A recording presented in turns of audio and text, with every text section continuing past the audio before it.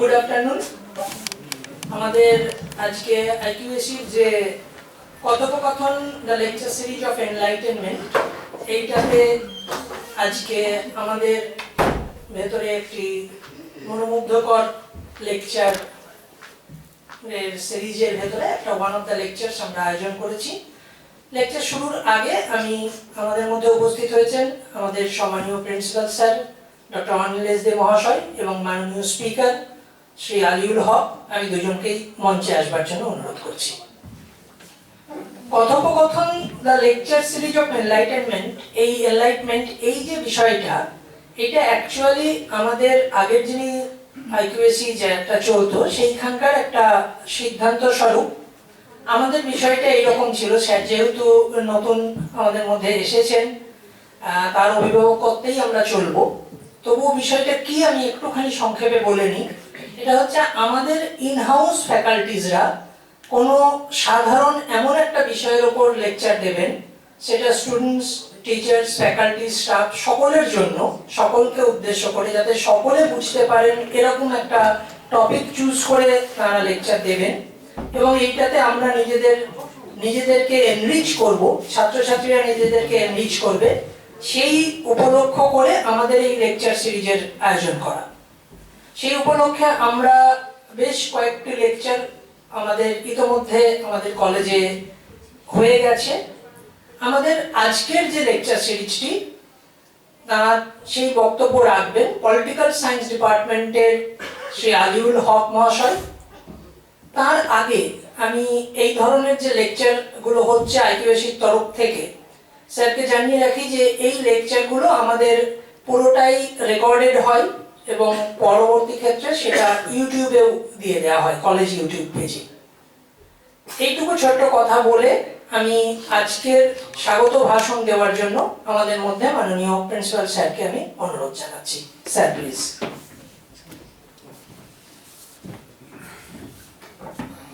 Very good afternoon. Respected IQAC Coordinator, Chandra College, Dr. Vishwas, respected bursar of this college, and all other senior faculties and my dear colleagues, not but the least, my dear students. It's my great pleasure to congratulate our IQAC Coordinator and IQAC team thinking about some quality enhancement within the institution. এই lecture যে সিরিজটা হচ্ছে, মানে জ্ঞান সবসময় আমরা জানি জ্ঞান চর্চার মাধ্যমে জ্ঞান বৃদ্ধি হয়। এই কলেজে বিভিন্ন ডিপার্টমেন্ট আছে, সায়েন্স আছে, আর্টস আছে, কমার্স আছে, কিন্তু এখন মানে আগে যখন আমরা রিসার্চ করতাম বা পড়াশোনা করেছিলাম, that is restricted about their department. But nowadays interdisciplinary থেকে শুরু করে মাল্টিডিসিপ্লিনারি সমস্ত আমাদের শিক্ষা ব্যবস্থার মধ্যে একটা গুরুত্বপূর্ণ ভূমিকা নিয়েছে। তো সমস্ত সাবজেক্টের নলেজ সবারই কিছু না কিছু থাকা উচিত। আর এমন একটা ওনারা বিষয় বলছেন যে জেনারেলাইজ টপিকে বলা হবে যাতে সবাই বুঝতে পারে। Actually I am not the student of the political science, so লেকচারটার মোটিভ স্যার যেটা বললেন আপনাদের আইকিউএসি কোঅর্ডিনেটর, যেভাবে করা হচ্ছে যাতে সবার বোধগম্য হয়। এখানে দেখতে পাচ্ছি the people for the different discipline, mathematics, geography, physics, different বাংলার ম্যাডাম আছেন, সবাই আছেন। তাহলে এমন একটা টপিক বলা হোক, সেই টপিক মানে সবার বোধগম্য হয়। তো I মানে wish this legacy we can continue in future, and I request the IQAC coordinator give me once a chance to deliver my thoughts, my research, my work on with it.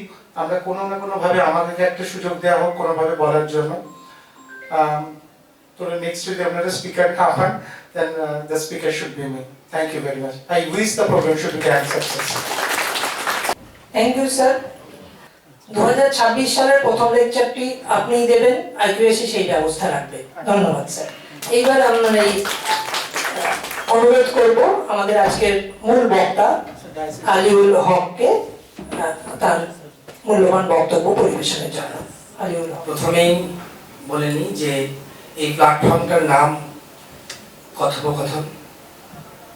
আমার যে আজকে পছন্দ করা topic সেটার নামও কথোপকথন, এবং আজকের পরিবেশটা কথোপকথনের মধ্যে দিয়ে কিছুক্ষণ আমরা অংশগ্রহণ করব সেই কথোপকথনে। অতএব এখানে আমরা সকলেই পার্টিসিপেন্ট, কেউ বক্তা কেউ শ্রোতা আলাদা করে কিছু বলবো না, কারণ তাহলে অনেকগুলো প্রতিপক্ষ হয়ে যায়। ইনফর্মালি শুরু হয়ে গেল আর কি। আমি ফর্মালি আমাদের কলেজের সদ্য ভারযুক্ত অধ্যক্ষ ডক্টর অনিলেশ দে মহাশয়, এবং আজকে এক্সপেক্ট করেছিলাম সদ্য ভার মুক্ত আমাদের পরিতোষ বিশ্বাস মহাশয়কে এখানে পাবো, তো তার ইউনিভার্সিটির একটা দায়বদ্ধতার কারণে আজকে সকালবেলায় মাঠে ছুটতে গিয়েই উনি বলেছেন যে থাকতে পারছি না। আমাকে শুভেচ্ছা জানিয়েছেন, এবং এখানে উপস্থিত আমার সকল সহকর্মী, বিশেষ করে চাকদা কলেজের বর্তমান আইকিউএসি কোঅর্ডিনেটর ডক্টর সৈকত সরকার, তার অ্যাক্টিভ পার্টিসিপেন্ট হিসাবে যে ভূমিকা পালন করেছেন, না হলে হয়তো আজকে এই কথোপকথনের মঞ্চে আমার স্থান হতো না।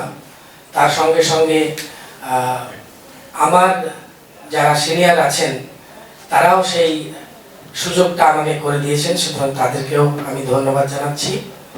আর এই কথোপকথনটা প্রথমেই বলেছি, এটা একদম কথোপকথন হিসাবেই চলবে। আমি এর মধ্যে কোনো তত্ত্ব, কোনো থিওরি, কোনো কিচ্ছু এর মধ্যে আমি আনছি না। কিন্তু মজা করে আমাদেরকে অনেকেই বলেন আমাদের সাবজেক্টের নাম পলিটিক্যাল সায়েন্স, অর্ধেকটা অর্থাৎ দুটোর পরে আমরা সায়েন্স।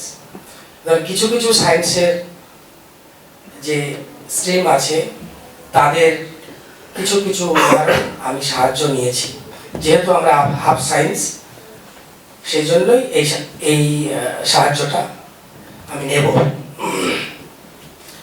আমি আসলে কিন্তু আজকে প্রথমেই যেটা বলেছি যে আমি একজন অংশগ্রহণকারী হিসাবে এই কথোপকথনে অংশগ্রহণ করছি।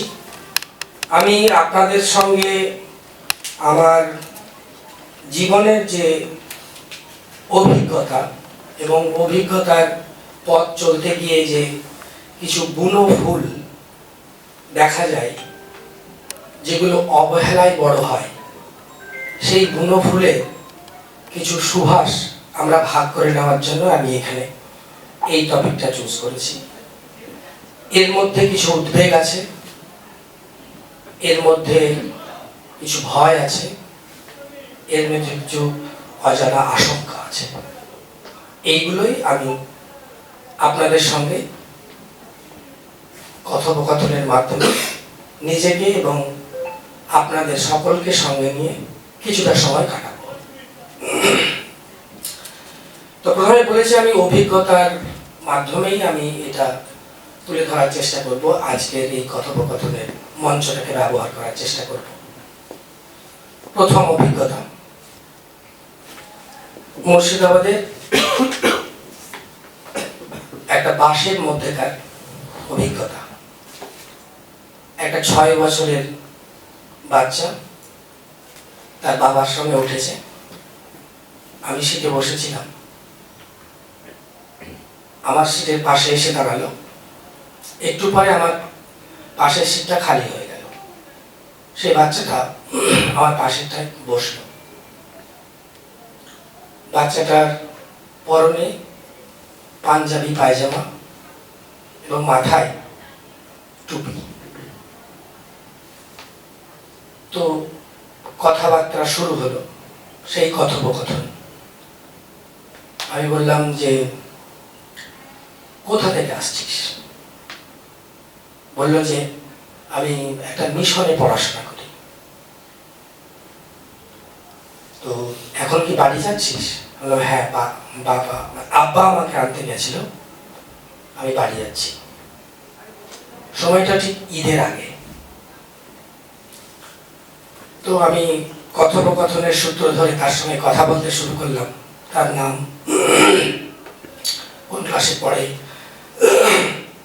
আমি ওকে বললাম যে তুই মিশনে ভর্তি হয়েছিস, তোদের বাড়ির পাশে কোনো স্কুল নেই? তো বললো হ্যাঁ স্কুল আছে। তাহলে সেই স্কুলে ভর্তি হসনি? উত্তরটা আমার কাছে ভীষণ ভয়। বলল যে স্কুলে সেরকম পড়াশোনা হয় না, আর স্কুলে যে টিচাররা আছেন ওরা হিন্দু। তো আমি এক বিন্দু বানিয়ে বলছি না। অভিজ্ঞতা 2। গত সপ্তাহে চাকদা স্টেশনে ট্রেন থেকে নেমেছি। আমার সামনে একজন পোশাক পরে আছে, তাকে দেখে মনে হয় আচ্ছা তোমাদের যাদের হাসি পাচ্ছে একটু যদি আমাকে ক্ষমা করো, এই বিষয়টার যেদিকে আমি নিয়ে যেতে চাইছি হয়তো পারবে না, এইটুকু আমাকে সাহায্য করো তোমরা।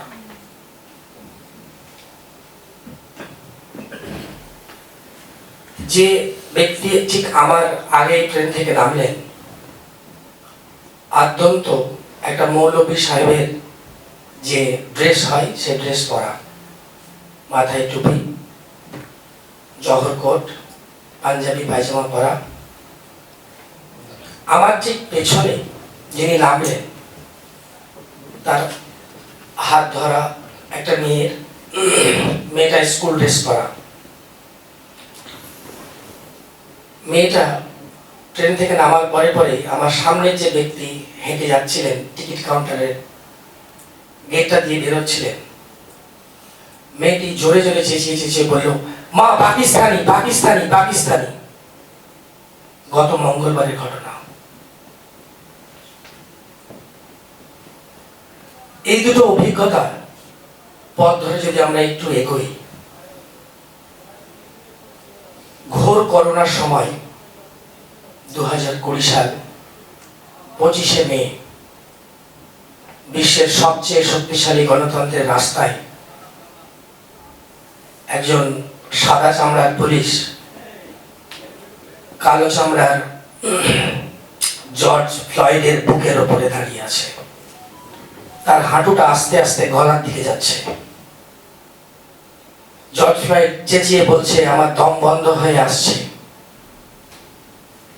আস্তে আস্তে ওই রাজপথে জর্জ ফ্লয়েড মৃত্যুবরণ করলেন। বুকের উপরে চেপে থাকা রাষ্ট্রশক্তি আস্তে আস্তে তার নিঃশ্বাসটা কেড়ে নিল। এই অভিজ্ঞতা, এই চিত্রটা, এই ভিডিওটা আমরা অনেকেই দেখেছি।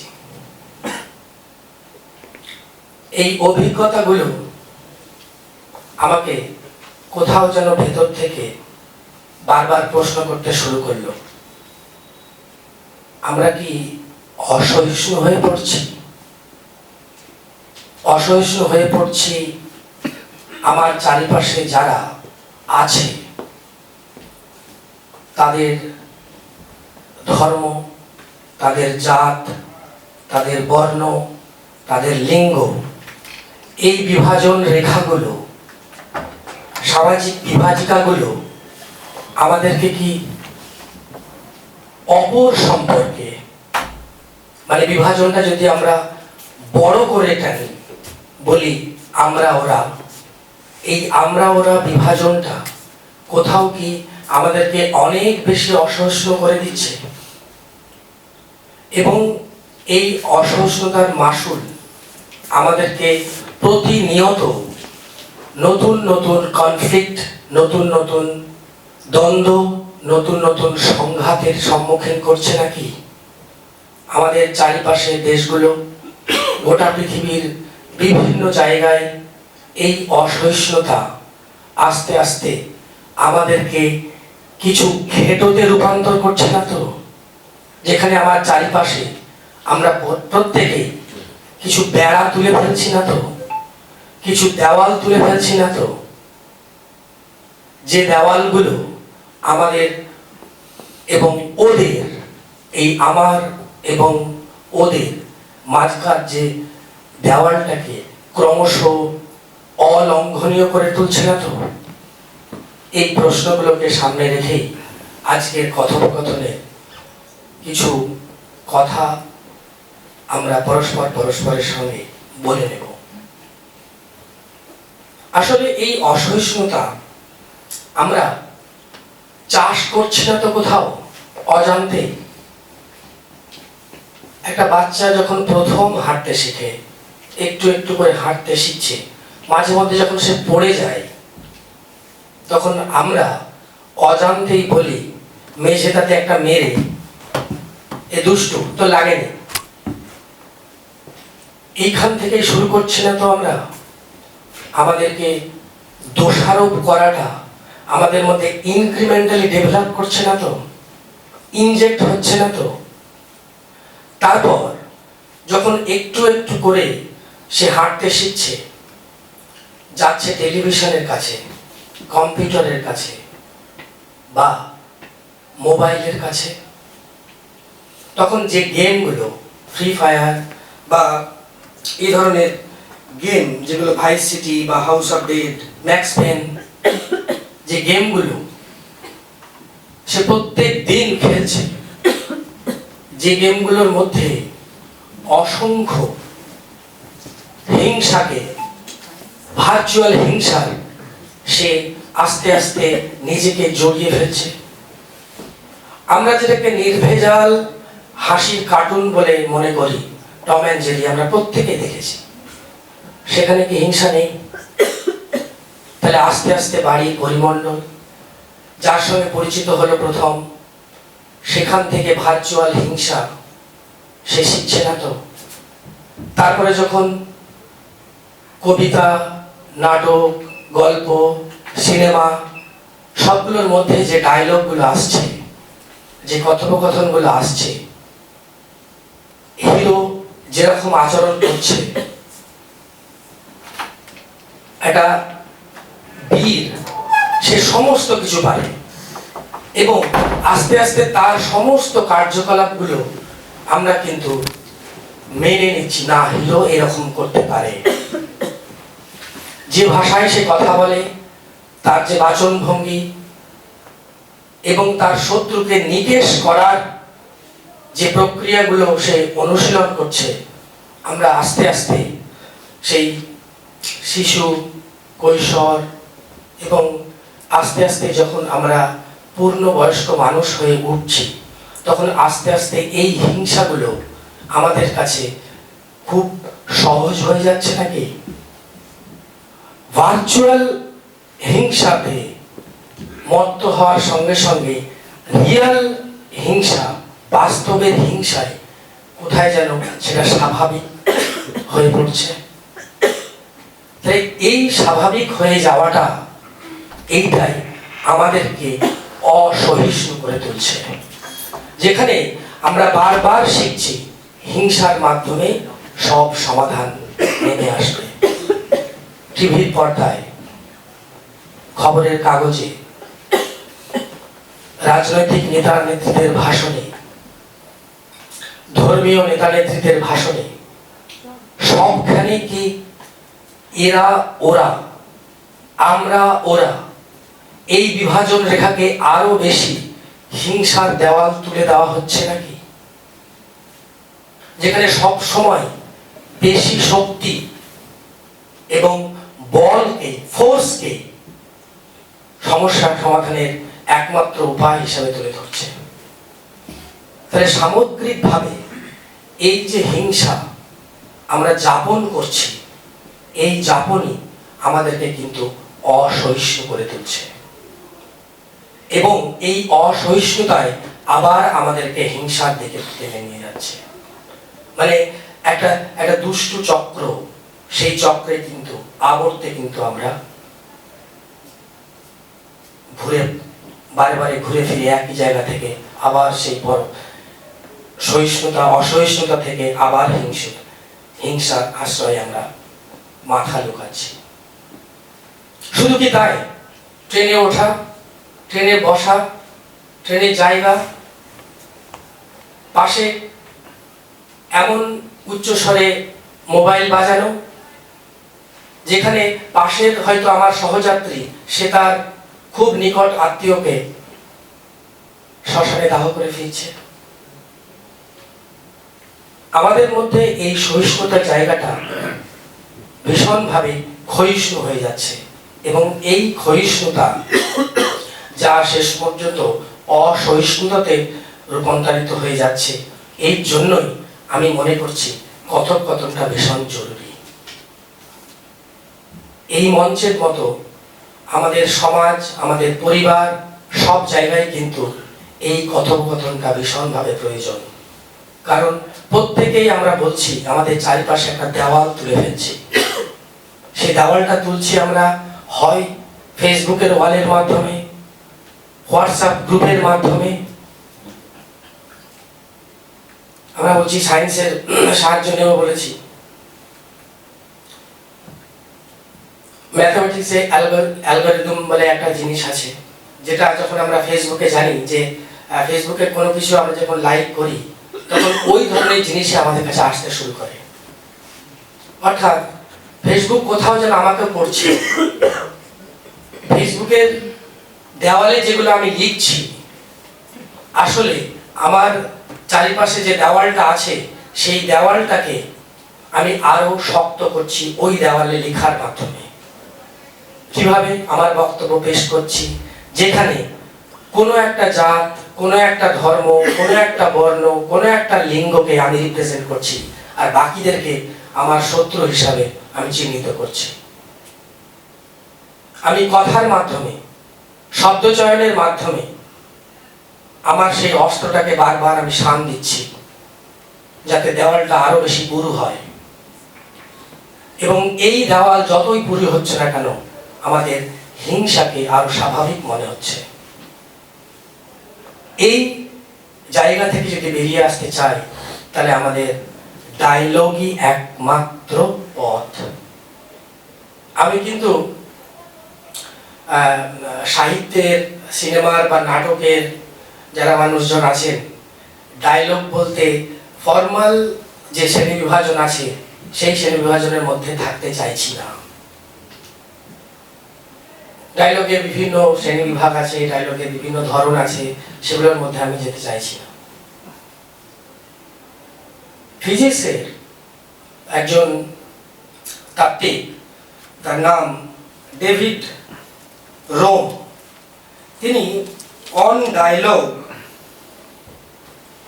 আমি ডায়লগের যে ধারণাটা কোন জায়গা থেকে আমি ডেমোক্রেসিতে গুরুত্বপূর্ণ, ডেমোক্রেসির জন্য জরুরি, সেই জায়গায় পৌঁছানোর জন্য একটা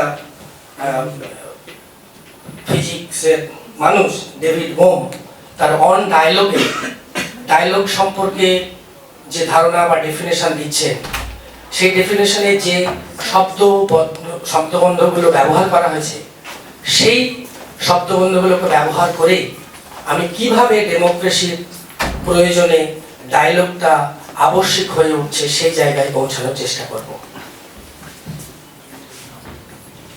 এবং এটার সূত্র ধরে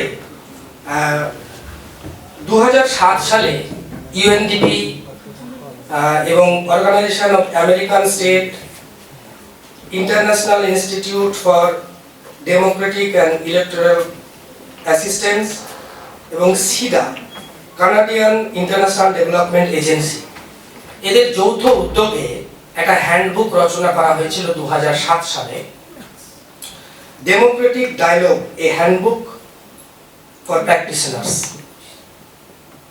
এটার সাহায্য আমি নিয়েছি। এবং এইখানে ডায়লগ বলতে যেটা বোঝাচ্ছে যে কথোপকথন আমরা বলছি আমরা প্রত্যেকে চারিপাশে একটা দেওয়াল তুলছি, তাহলে আমাদের নিজেদের মধ্যেও কথা বলা দরকার। অর্থাৎ প্রত্যেকটা মানুষের সঙ্গে প্রত্যেকটা মানুষের এই ডায়লগ কাদের মধ্যে হবে? ডায়লগ মানেই হচ্ছে এখানে অনেকের উপস্থিতি থাকবে, একের অধিক উপস্থিতি থাকবে, তবে ডায়লগটা হবে, এমন নয়। কিন্তু আমার নিজের মধ্যেও ডায়লগ হতে পারে, নিজের মধ্যেও দ্বন্দ্ব থাকতে পারে, সংঘাত থাকতে পারে। তাহলে তার জন্য নিজের মধ্যে কথা বলা দরকার আছে। আমার চারিপাশে যারা আছে তাদের সঙ্গে কথা বলার দরকার আছে। আমাদের চারিপাশে ব্যক্তি আছে, প্রতিষ্ঠান আছে, রাষ্ট্র আছে, পৃথিবী আছে। কারণ আলটিমেটলি শেষ পর্যন্ত আমরা কসমোপলিটান, আমরা বিশ্ব নাগরিক।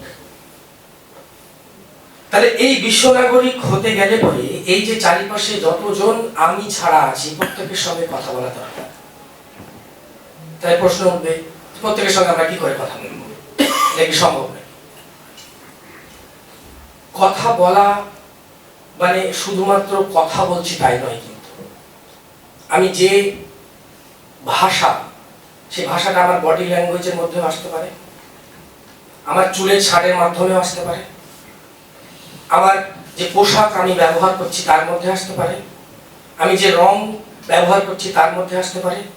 এগুলো সবগুলোই কিন্তু ডায়লগের অংশ। তাহলে ডায়লগটা কিভাবে হলে পরে সেই ডায়লগটাকে আমরা ডায়লগ বলবো। যে যে কথায় আমরা এখানে বলছি যে সংলাপ, সেই সংলাপ কেমন হতে হবে, কাদের মধ্যে হবে? আমি তো বললাম যে সকলের মধ্যে হবে এই ডায়লগটা। তাহলে সকলেই পার্টিসিপেট করবো।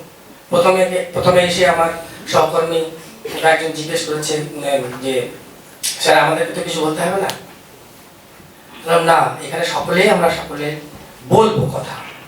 কারণ কথোপকথন শুধুমাত্র এই মঞ্চটা না, আজকের এই টপিকটাও কিন্তু কথোপকথন, আমরা কথা বলবো।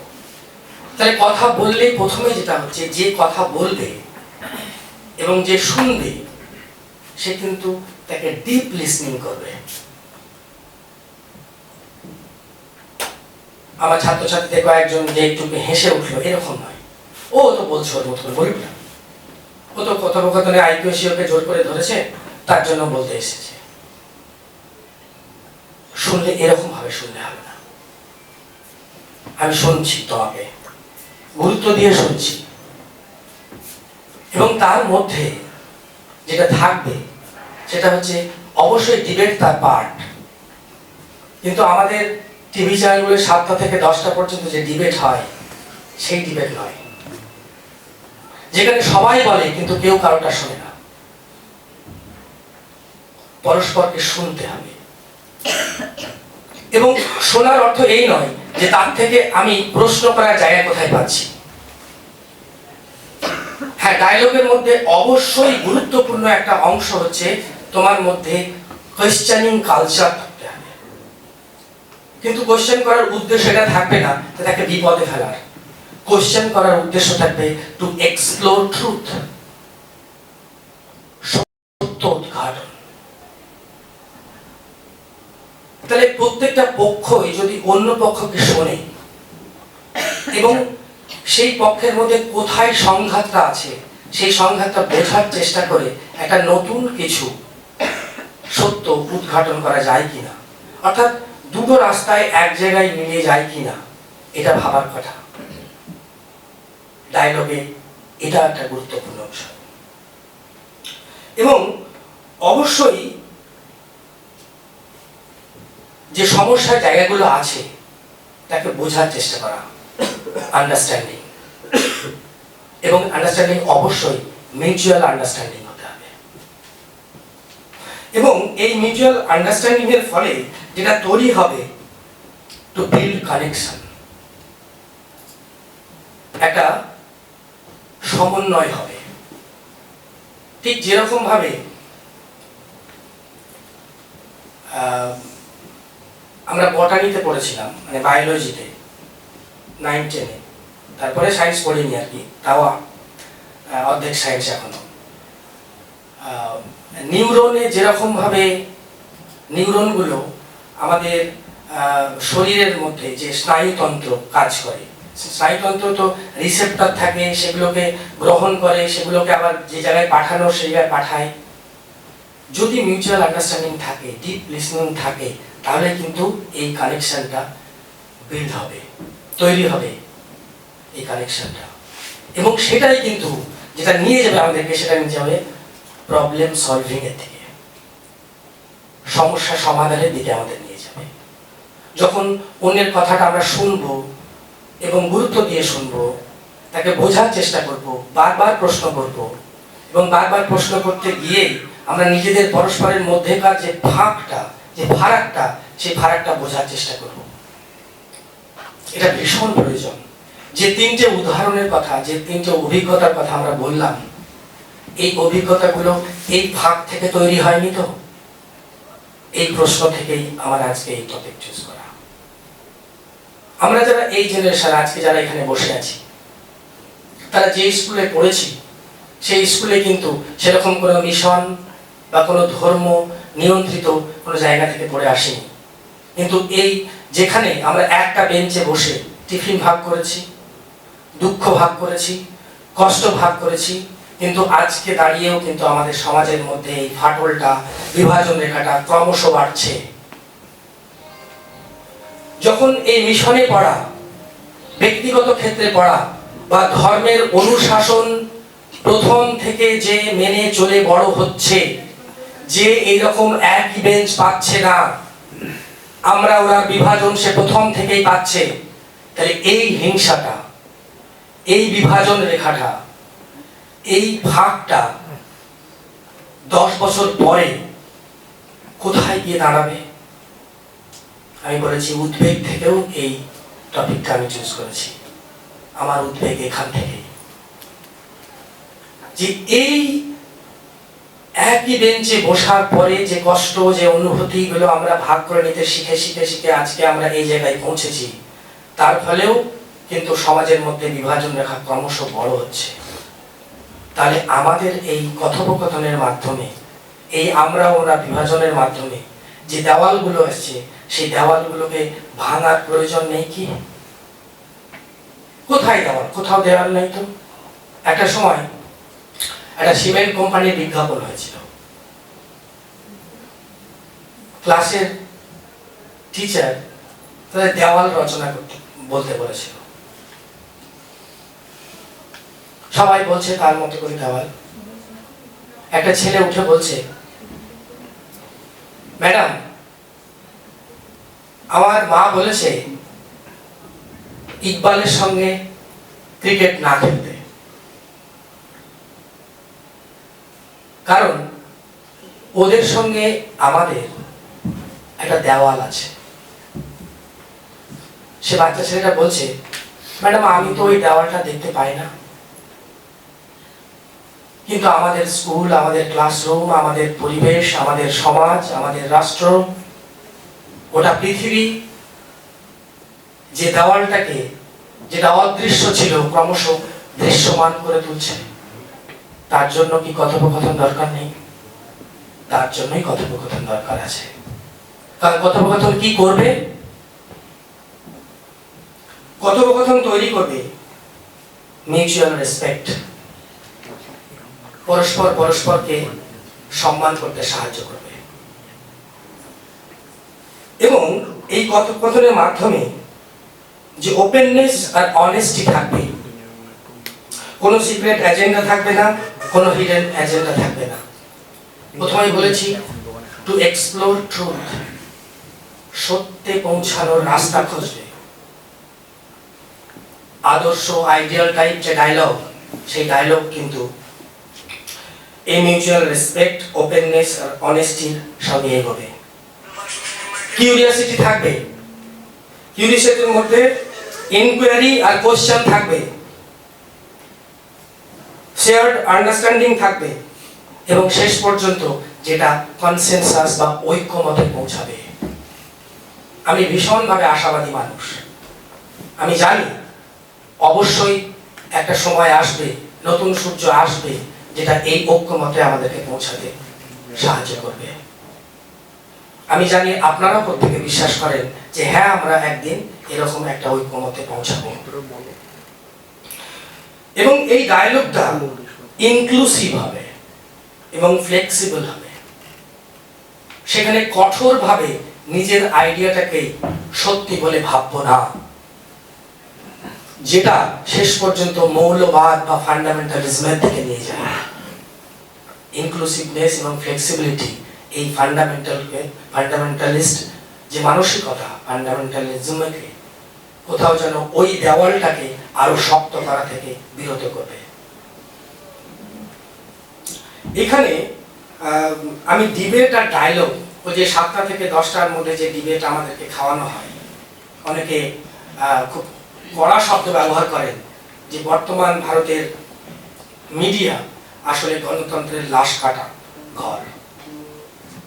আমি এতটা নিরাশাবাদী নই, কিন্তু এর মধ্যে কোথাও তো সত্যতা আছে যে এই বিভাজন রেখাকে আরো বেশি বিভাজিত করার ক্ষেত্রে একটা কারিগরের ভূমিকা পালন করছে আজকের নিউজ রুমগুলো। কারণ এই ডিবেটটা, এই ডায়লগ যে ফর্মে চাইছে সেই ডিবেট নয় এটা। কারণ ডায়লগ কি চাই? ডায়লগের উদ্দেশ্য কি? Not to win but to cooperative search of truth.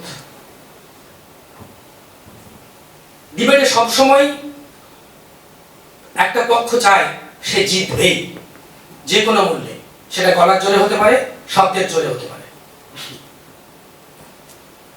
কিন্তু dialogue not to advocate but to enquiry.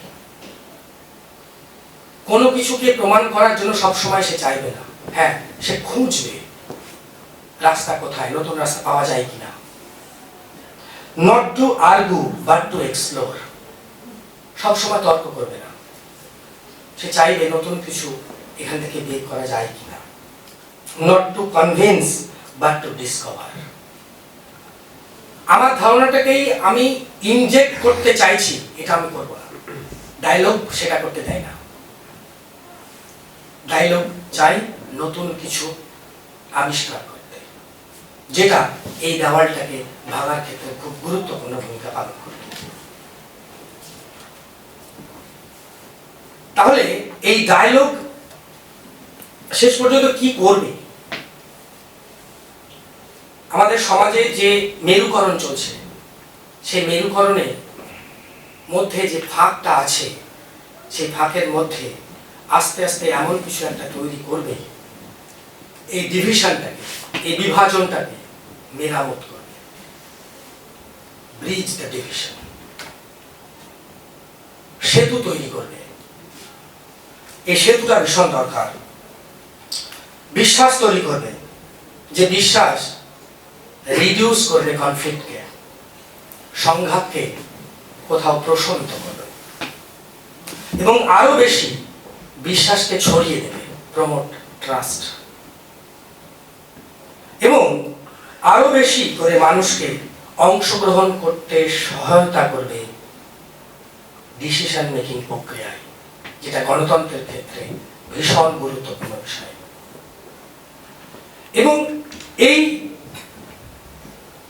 যত বেশি অংশগ্রহণের সুযোগ দেওয়া হবে সিদ্ধান্ত গ্রহণ প্রক্রিয়ায়, এই ডায়লগ কিন্তু আরো তত ভালোভাবে কাজ করতে পারবে, যেটা শেষ পর্যন্ত সরকারের পলিসি মেকিং এর ক্ষেত্রে একটা ইতিবাচক প্রভাব ফেলবে। অর্থাৎ রাষ্ট্রনীতির ক্ষেত্রে যে বিভাজন রেখা আছে, বিভাজন রেখাটা শুধু ধর্মের মাধ্যমে নয়, আমি প্রথমেই বলেছি ধর্মের বিভাজন রেখা নয়, কিন্তু এখানে ক্লাস আছে, কাস্ট আছে, নেশন আছে, রেস আছে, জেন্ডার আছে, সবগুলোর মধ্যেই কিন্তু বিভাজন আছে। শুধুমাত্র বিভাজন, শুধুমাত্র ধার্মিক বিভাজনের কথা নয়, কিন্তু বিভাজনের একটা অনেক ধরনের ডাইমেনশন আছে। সব ধরনের ডাইমেনশনের কথাই কিন্তু এই ডায়লগের জন্য প্রয়োজন। এবং শেষ পর্যন্ত এই যে ট্রাস্ট প্রমোট করবে, যেটা মিউচুয়াল আন্ডারস্ট্যান্ডিং করবে, সেটা কি করবে, যে পথে নিয়ে যাবে সেটাকে বলা হয় এমপ্যাথি, সমানুভূতি, মিউচুয়াল রেসপেক্ট, মিউচুয়াল আন্ডারস্ট্যান্ডিং। এই জায়গাতে আমাদের পৌঁছাতে সাহায্য করবে, যেটা এমপ্যাথি তৈরি করবে, সমানুভূতি তৈরি করবে।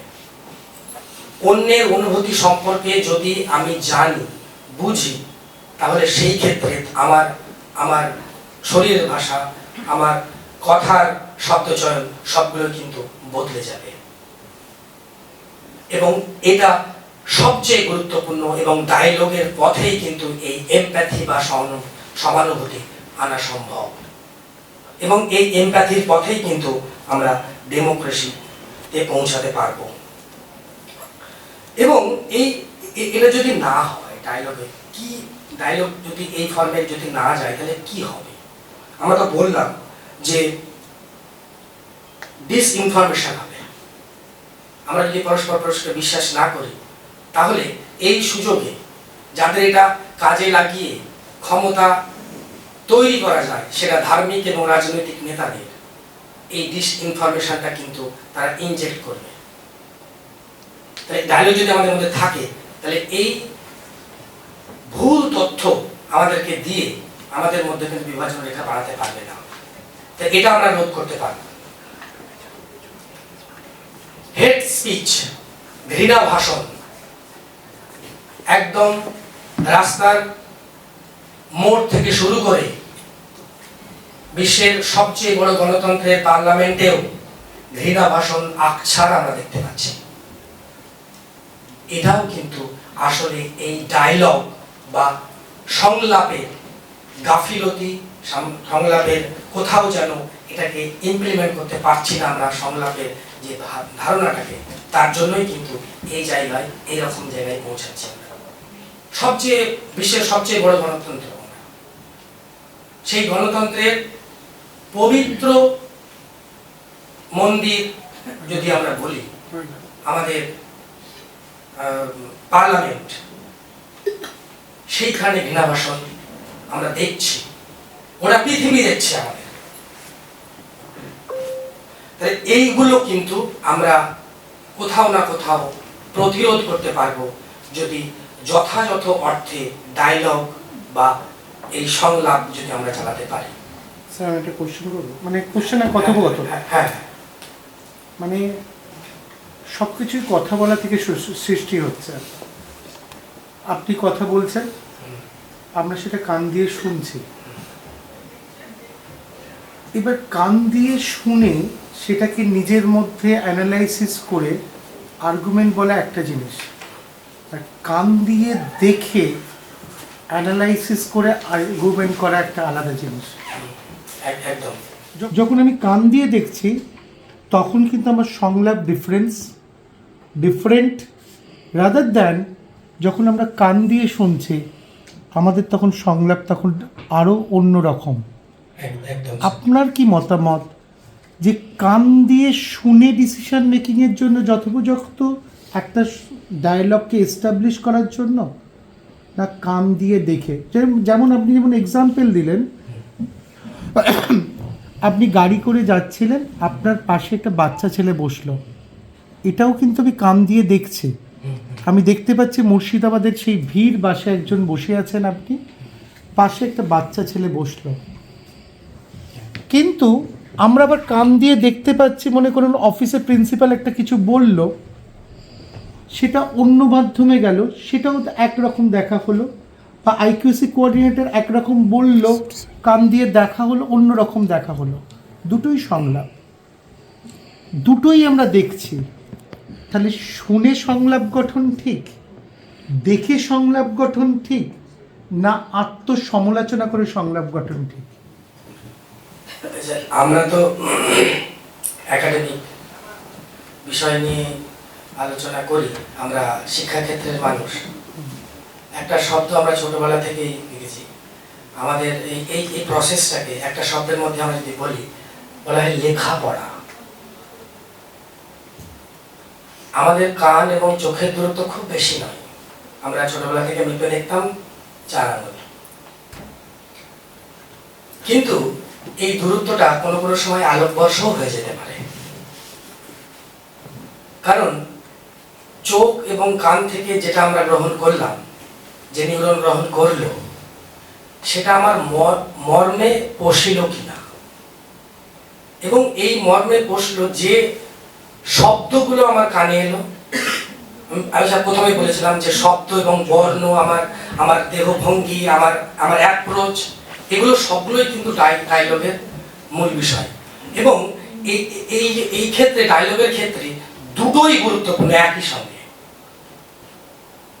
মানে শুধু শুনলে আমার হয়তো এক ডাইমেনশন আমি বুঝতে পারলাম কয়েকটা জিনিসের, কিন্তু আমি যদি চোখে দেখি এবং শুনি, দুটো যদি একসঙ্গে করতে পারি, সব ক্ষেত্রে হয়তো সম্ভব নাও হতে পারে। এটা বলে যে চাঁদ আছে কিনা কি করে দেখবো, চাঁদের অস্তিত্ব আছে কিনা আমরা কি করে বুঝবো? শুধুমাত্র চোখ দিয়ে তো তার অস্তিত্ব প্রমাণ নাও হয়। একটা সময় তো সূর্য ঘোরে না চাঁদ ঘোরে, আমরা তাই জানতাম না। সূর্য স্থির থাকে না চাঁদ ঘোরে।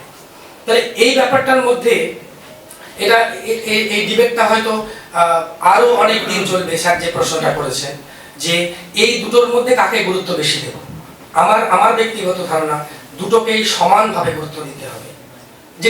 যেটাকে হয়তো চোখে দেখা সম্ভব নয়, কিন্তু চোখ, এই কান ছাড়াও যে আরো তথ্য আমার কাছে প্রয়োজন, আমার কাছে ওই যে প্রশ্ন, স্যার কিউরিসিটি, কোয়েশ্চেন, হয়তো যে কোশ্চেনগুলো আমার ওর মধ্যে আসবে, সেই কোশ্চেনগুলোকে আমাকে নিজেকে অ্যাড্রেস করতে হবে। আমরা শুধুমাত্র যেন একটা দিক থেকে কোনো একটা বিষয়কে বিচার না করি। কান এবং চোখ তো আলাদা দুটো বিষয়, শুধু একটা নয়। সেটা স্পর্শের মাধ্যমে হতে পারে, সেটাও আমাদের ডায়লগের একটা পার্ট। তাহলে আপনার ইনকোয়ারির মধ্যে আমার মনে হয় যে শুধুমাত্র একটা বিষয় নয়, এর মধ্যে অনেকগুলো বিষয় আসুক, যেটা অনেকগুলো প্রশ্ন মাধ্যমে আসবে। সেই প্রশ্নগুলোকে আমরা যেভাবে অ্যাড্রেস করব, আমার সিদ্ধান্তটা সঠিক হবে না বেঠিক হবে সেটা জানা যাবে। এবং এই বিষয়টা স্যার আজকে দাঁড়িয়ে শুধু আমাদের সংলাপ শুধুমাত্র আমাদের মধ্যে তো সীমিত নয়। আমার ইতিহাসের সঙ্গেও তো আমার সংলাপ দরকার, আমার ভূগোলের সঙ্গেও আমার সংলাপ দরকার।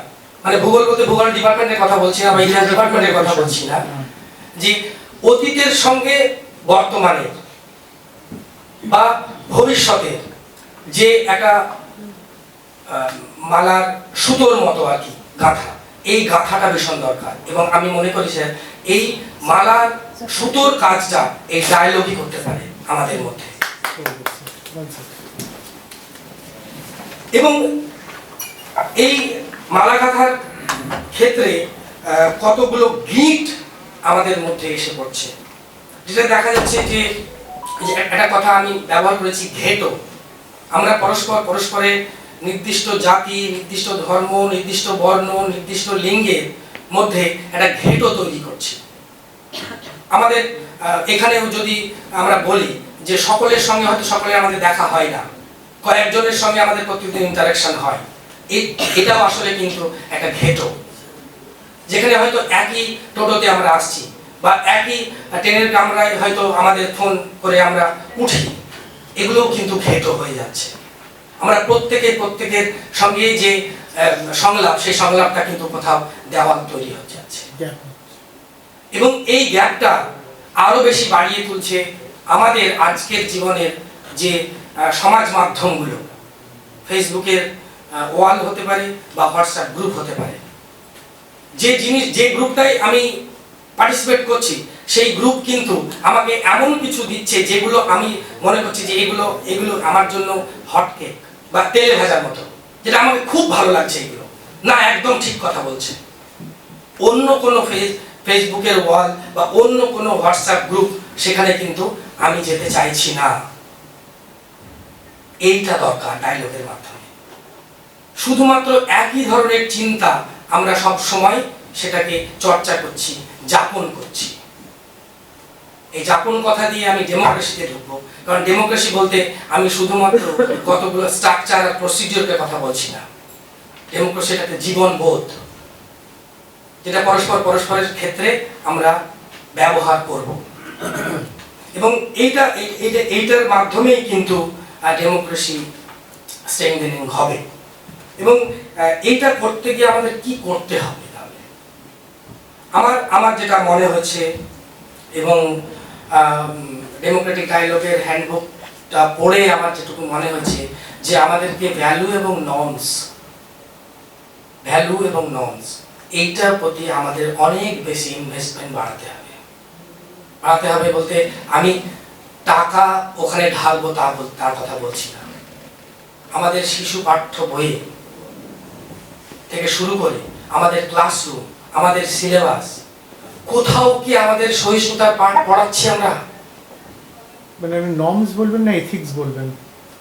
নর্মস তো অবশ্যই, নর্মসের মধ্যে কথা বলে এথিক্স চলেই আসে। আমরা নর্মস এবং ভ্যালুজ যদি আমরা একই সঙ্গে বলি তাহলে এথিক্সটা স্বাভাবিকভাবেই চলে আসবে তার মধ্যে।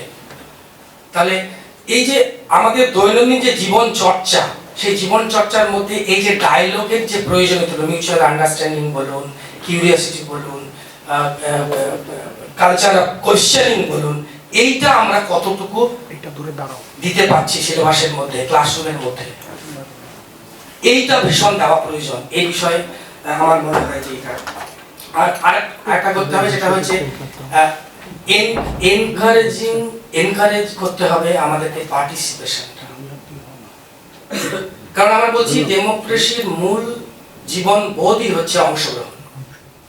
তাহলে অংশগ্রহণ যখন সব পক্ষে থাকবে তখন সেখানে কিন্তু সিদ্ধান্ত গ্রহণের সময় সব পক্ষের ইনপুটটা থাকবে। তাহলে কিন্তু সেই ডিভিশনটা, সেই বিভাজন রেখাটা কোথাও কিন্তু মার্জিনালাইজড হয়ে যাওয়ার একটা সুযোগ তৈরি করবে না, সেটাকে বাধা দেবে।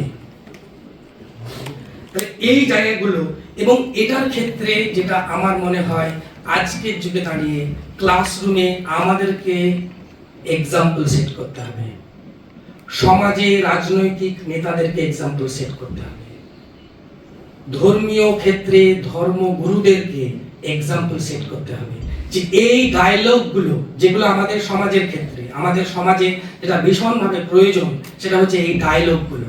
এবং এই ডায়লগ শুধুমাত্র একটা নির্দিষ্ট রেস বা নির্দিষ্ট কাস্ট, নির্দিষ্ট ক্রিডের মধ্যে থাকলে হবে না, across the caste and creed হতে হবে। তবে এই ডায়লগটা কিন্তু শেষ নির্দিষ্ট জায়গায় পৌঁছাবে। এই যে আপনি যে দেওয়ালের কথা উল্লেখ করেছেন এবং যে ডেমোক্রেসির কথা আপনি উল্লেখ করলেন, সেখানে আপনার আত্মসমালোচনার ভূমিকা কতটা হতে পারে? আত্মসমালোচনা। Thank you. অবশ্যই, কারণ আমরা ওই যে বললাম যে নিউরন যখন ওটাকে গ্রহণ করছে, গ্রহণ করে কোথায় পাঠাতে হবে সে কিন্তু আবার কোন একটা নির্দেশ নিচ্ছে মাথার কাছ থেকে। এই আত্মসমালোচনা করলে তবেই আমাকে আমার পরবর্তী কাজটাকে আমাকে দিশা দেখাবে। আত্মসমালোচনা করলে ওই ডায়লগটা যথার্থ জায়গায় পৌঁছাবে। অবশ্যই আত্মসমালোচনা গুরুত্বপূর্ণ বিষয়। এই নর্মসগুলো যখনই আমরা চর্চা করব, ওই নর্মসগুলোই তো আমাদের আত্মসমালোচনার জায়গা তৈরি করে দেবে। কারণ ওগুলো পার্টিসিপেট করতে সাহায্য করবে আমাকে, যে আমি একটা জিনিস শুনলাম, সেটা শুনে ভুলে গেলাম না, সেই জিনিসটা নিয়ে আমরা চর্চা করলাম যে কেন এরকম কথা হলো বা কেন এইরকম কথা, এরকম পরিস্থিতি তৈরি হলো। এটা তো আত্মসমালোচনার জায়গা থাকবে। কারণ আমি মনে করি যে আমাদের প্রত্যেকের মধ্যেই কিন্তু একটা দ্বৈত সত্তা আছে, যে আমাদেরকে কোশ্চেন করে। যখন আমরা কোনো ডিসিশন নিই, আচ্ছা এটা করবো না, এটা না করাই ভালো, এটা তো আত্মসমালোচনায় আসবে। ওই যে দ্বৈত সত্তা সবসময় কাজ করছে, সেটা মানে নেগেটিভ পজিটিভ বলি, যাই বলি না কেন। তাহলে এইগুলো কিন্তু একটা জায়গায় আমাদেরকে নিয়ে যাবে, যে জায়গাটা আমাদেরকে ডায়লগ যেখানে পৌঁছাতে চায়, এমপ্যাথি, সেই এমপ্যাথি জায়গায় নিয়ে যাবে, যেটা ডেমোক্রেসির ক্ষেত্রে খুব গুরুত্বপূর্ণ। এবার আমি ডেমোক্রেসির জায়গায় যাই। এবার আমি আরেকটা কোশ্চেন, হ্যাঁ, বারবার হ্যাঁ, করতে কিন্তু হ্যাঁ, মানে আমি স্যার এটাই চেয়েছিলাম প্রথমে। মানে আমি যখন মনে করুন আপনি একটা ডায়লগ বলছেন, আমি শুনছি, তাহলে আমি ধরবো আমার মধ্যে অ্যানালাইসিস করেও দুটো ভাষণ দেবে, আইদার সাদা বলবে নালে কালো বলবে। তাহলে সাদা মানে হচ্ছে আমরা ধরে নিচ্ছি মানে হায়েস্ট, কালো মানে বলে দিচ্ছে একদম নেগেটিভ। তাহলে আপনার দেয়ালের পেছনে যে ছাই ছাই রঙের দেয়ালটা আছে, তাহলে সেইটা কি করে বুঝবে সে? মনে করুন আপনার কথাটা শুনলাম, আমি উদ্বুদ্ধ হলাম, আমি বললাম না ও সাদা, আমি ধরে নিলাম ওকে সাদা, না হলে আবার ধরে নিলাম না এটা কালো, জিরো। আমাদের অঙ্কে বা ফিজিক্সের কথা যেগুলোকে ফাজিনেস বলে, ফাজি, এই যে সাদা আর আমার প্যান্টের কালার কালো, তার মাঝের কালারের যেই ছাই ছাই রঙটা, এটাও তো ডায়লগের পার্ট। অবশ্যই স্যার। তাহলে আমরা যখন মানে এইগুলো করছি, যখন ডায়লগ করছি, it is nothing but the set of different communications. একটা সেট, তার ভিতরে কিছু সাবসেট থাকবে। তাহলে এই যে অ্যানালাইসিসটা, মানে আজকালকার যিনি যেটা বলছে, নিউরনের কথা আপনি বললেন, সেই কোণে বলছে একটা জেনারেটর থাকে, একটা প্রেডিক্টর থাকে, সে ডিসিশন দেবে। তাহলে এখানে ডিসিশন কে দেবে, কোন ট্রি দেবে? আপনার নিজের সত্তা ডিসিশন দেবে, আপনার শিক্ষাগত যোগ্যতা ডিসিশন দেবে, আপনার জানার পরিধি ডিসিশন দেবে, না আপনার শোনার উপরেই টোটাল ডিসিশনটা লক্ষ্য করবেন? না, এখানে স্যার আমি যেটা বলতে চাইছি সেটা স্যার, যখন অনেকে পার্টিসিপেট করছে, অনেকগুলো ভিউ পয়েন্ট আসছে ডায়লগের মাধ্যমে। ডায়লগের মাধ্যমে তো শুধুমাত্র দুটো পক্ষ থাকছে না, আরো অনেক পক্ষ থাকতে পারে, এবং ওইখান থেকেই উঠে আসবে যে আমাদের জীবনে শুধুমাত্র সাদা এবং কালো নেই, 60 shades of life, অনেকগুলো শেড আছে। এই অনেকগুলো শেড যখন এসে পার্টিসিপেট করতে পারবে স্যার ডায়লগের মধ্যে, তখনই সবারই কাছে সেই ট্রুথটা এক্সপ্লোর হবে যে শুধুমাত্র জীবন সাদা এবং কালো নয়। ডায়লগটা স্যার এটাই এনে দেবে আমাদেরকে, এবং তখন মনে হবে যে না, সাদা এবং কালোর বাইরে কিন্তু আরো অনেক আছে, যে শেডগুলো দিয়ে সবগুলো দিয়েই তবে প্রত্যেকেই হয়তো ওই 10টা বা 5 জন পার্টিসিপেট করে ডায়লগের মধ্যে, তারা প্রত্যেকেই আলাদা আলাদা শেড থেকে এসেছে, কিন্তু ডায়লগের মধ্যে উঠে এলো যে প্রত্যেকেই এখানে কিন্তু আলাদা আলাদা শেড, কেউ আলাদা নয়। আসলে ওই জীবনেরই একটা রামধনু, যেখানে সুন্দর হয়ে উঠবে আকাশটা। বৃষ্টির পরে যখন রামধনু উঠে আসে, তখন যে রামধনুর মধ্যে শুধুমাত্র একটা রং নয়, অনেকগুলো রং আছে। আসলে ডায়লগ স্যার ওই বৃষ্টির মতো আমাদের মনের কালিমাগুলোকে ধুয়ে দেবে, তবেই কিন্তু আমরা ওই রামধনুটাকে দেখতে পাবো। ডায়লগ স্যার আমার মনে হয় এই জিনিসটাই, ওই রামধনুটাকে দেখাবে। থ্যাংক ইউ স্যার আপনার। আর এবার আমি একদম শেষ পর্বের দিকে চলে এসেছি। আইকিউএসি স্যার আমাকে বলেছিলেন যে 3টের মধ্যে শেষ হবে, তো প্রায় আমার যদিও ঘড়িটা একটু প্রায় শেষ পর্যায়ে এসে গেছি। আসলে ডেমোক্রেসি বলতে আমরা সাধারণত ডেমোক্রেসির, আমরা সোশ্যাল সায়েন্স বা পলিটিক্যাল সায়েন্সের স্টুডেন্ট হিসাবে ডেমোক্রেসির দুটো সেট আমরা ভালো করে ব্যাখ্যা করার চেষ্টা করি। একটা অগভীর, একটা গভীর। অগভীরটা মূলত হচ্ছে যে একটা ফ্রি অ্যান্ড ফেয়ার ইলেকশন হচ্ছে একটা নির্দিষ্ট সময় পর, এবং সেই ইলেকশন যারা নির্বাচিত হচ্ছেন তারা সেই সিস্টেমকে রান করছেন। That mean procedure, structure and procedure. এটা হচ্ছে ডেমোক্রেসির অগভীর অংশ। ডেমোক্রেসির গভীর অংশ সেটা মূলত যেটা করে সেটা হচ্ছে স্পিরিট অফ ইনক্লুশন অ্যান্ড কোএক্সিস্টেন্সেস, যেটা আরো বেশি মানুষকে গ্রহণ করবে, সহাবস্থান তৈরি করবে। ডেমোক্রেসি এটা হচ্ছে গভীর যে মূল্যবোধ, গভীর যে জীবনবোধ, সেইটা গুরুত্বপূর্ণ। এবং শেষ ডেমোক্রেসির যে পার্টটা বলে আমি শেষ করব, একটা ডায়লগের দিয়েই আমি শেষ করব। না, শোলের সেই ডায়লগ, বিখ্যাত ডায়লগ নয় এটা। এই ডেমোক্রেসি যেটা, এই যে ডিপ ফর্ম অফ ডেমোক্রেসি যেটা করে, ability to allow the different view points two coexist and two resolve the differences between them peacefully. শান্তিপূর্ণ উপায়ে যে সমাজের মধ্যেকার যে ডিফারেন্সেসগুলো আছে, পার্থক্যগুলো আছে, সেই পার্থক্যগুলোকে পৌঁছাতে চাই। তাহলে আলটিমেটলি আমরা যেটা ডায়লগের উদ্দেশ্য পেলাম, আমরা এমপ্যাথি তৈরি করা, এবং ডেমোক্রেসিও কিন্তু সেই জায়গায় নিতে চাইছে। আসলে কিন্তু ডেমোক্রেসি এবং ডায়লগ একে অপরের যদি ইন্টারচেঞ্জেবলি আমরা ব্যবহার করি, আমার ব্যক্তিগত মনে হয় যে এটাই হচ্ছে একদম যথার্থ অর্থে আইডিয়াল টাইপ অফ ডেমোক্রেসি, যার মূল হচ্ছে ডায়লগ। এবং এই ডায়লগ লাস্ট যেটা দিয়ে আমরা শেষ করব বলেছি, সেটা 1931 সাল, মানে আমরা ইকোনমিক্স বা পলিটিক্যাল সায়েন্সের স্টুডেন্ট সেই সময়টাকে গ্রেট ডিপ্রেশনের সময় মনে করি। সেই সময় আইনস্টাইন হলিউডের একজনের সঙ্গে দেখা করার ইচ্ছা প্রকাশ করেছে, তার নাম চার্লি চ্যাপলিন। তো দেখা হয়েছিল সিটি লাইটস সিনেমার প্রিমিয়ারে, এবং সেখানে আইনস্টাইন বলছেন চার্লি চ্যাপলিনকে যে আপনার আমি গুণগ্রাহী, ভীষণভাবে গুণগ্রাহী, কারণ আপনি একটা শব্দও কোথাও খরচ করেননি, একটা শব্দও কোনোদিন বলেননি, কিন্তু আপনি এত মানুষের মনে পৌঁছে গেছেন। চার্লি চ্যাপলিন প্রত্যুত্তরে বলছেন যে স্যার আপনার গুণগ্রাহী আমি অনেক বেশি, কারণ আপনি অনেক কিছু লিখেছেন যার বেশিরভাগ পৃথিবীর মানুষ কিছুই বোঝে না, অথচ আপনাকে ভালোবাসে, আপনার গুণগ্রাহী। ডায়লগ হচ্ছে এটা, যেখানে আর্ট এবং ফিজিক্স মিশে যাচ্ছে, ইমোশন একদিকে এবং পদার্থ অর্থাৎ আবেগ এবং পদার্থ এক জায়গায় মিশে যেতে পারে।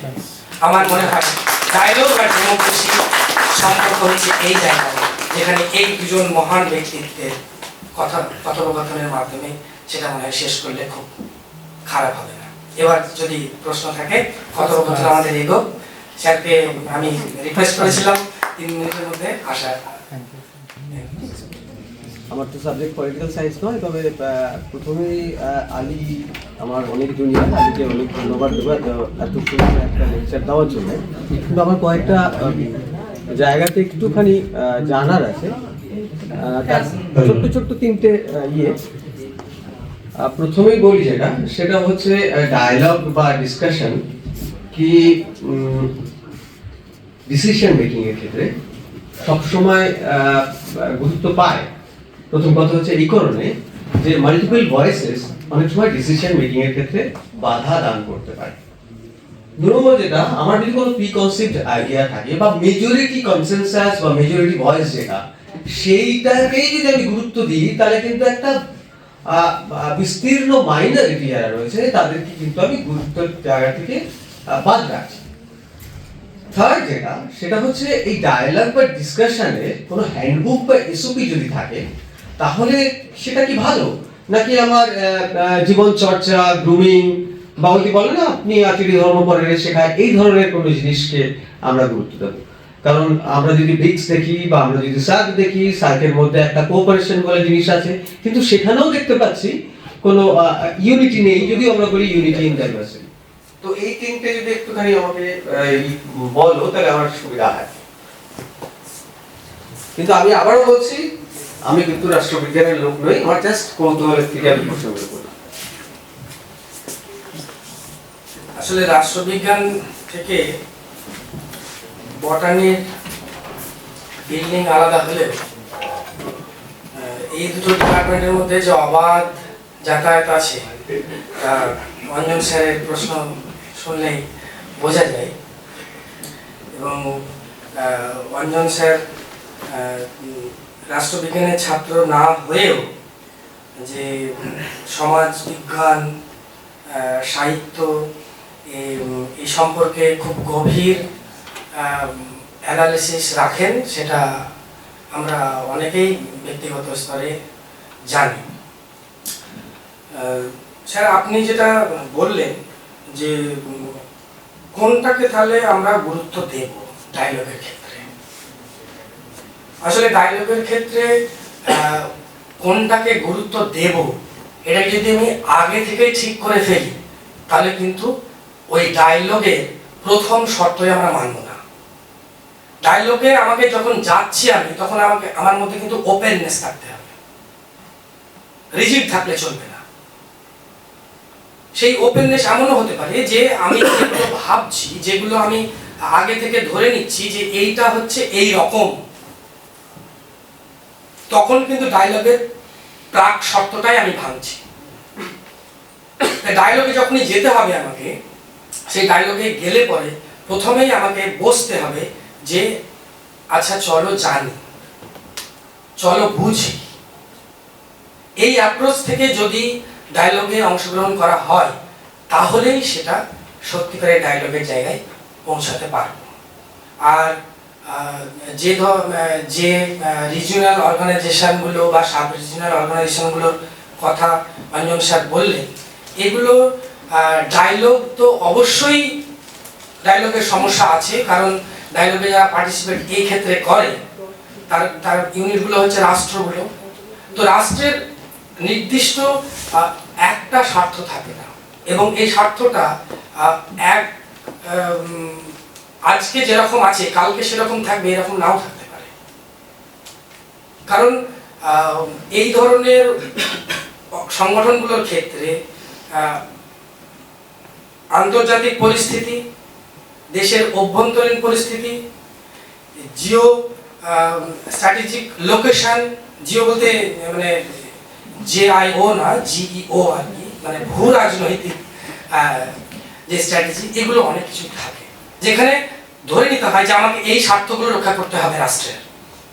সেই জন্য সেক্ষেত্রে অরিজিনাল ফর্ম অফ ডায়লগ বা আইডিয়াল ফর্ম অফ ডায়লগ সেক্ষেত্রে অনেক ক্ষেত্রেই রাখা সম্ভব হয় না বলে সার্ক বা আসিয়ানের মতো সাব রিজিওনাল বা রিজিওনাল অর্গানাইজেশনগুলো অনেক বেশি দুর্বল হয়ে যাচ্ছে।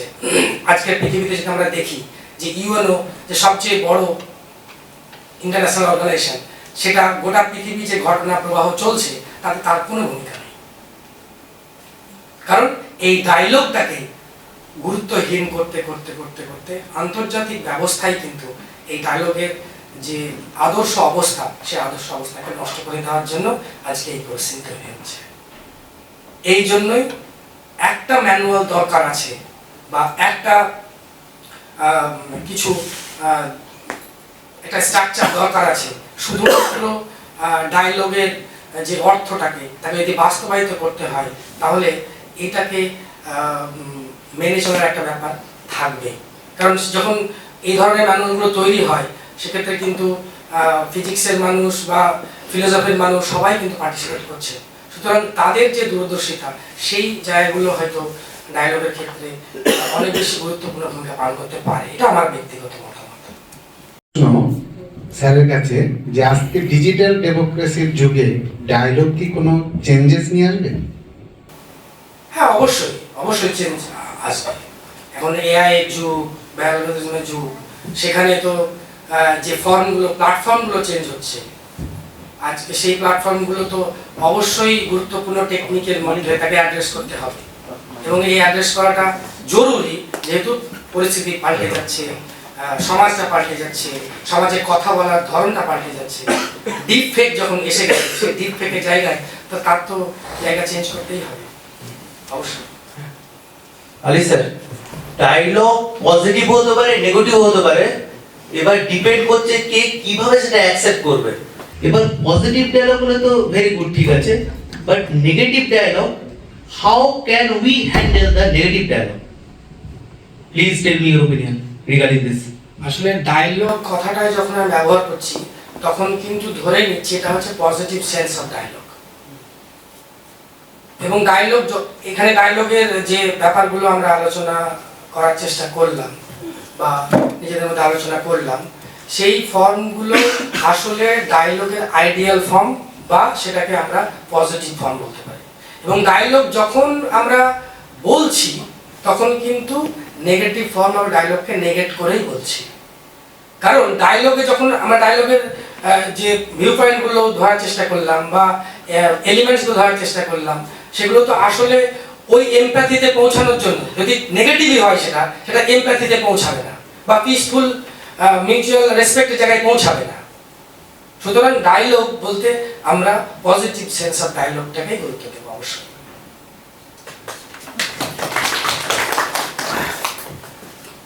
Thank you.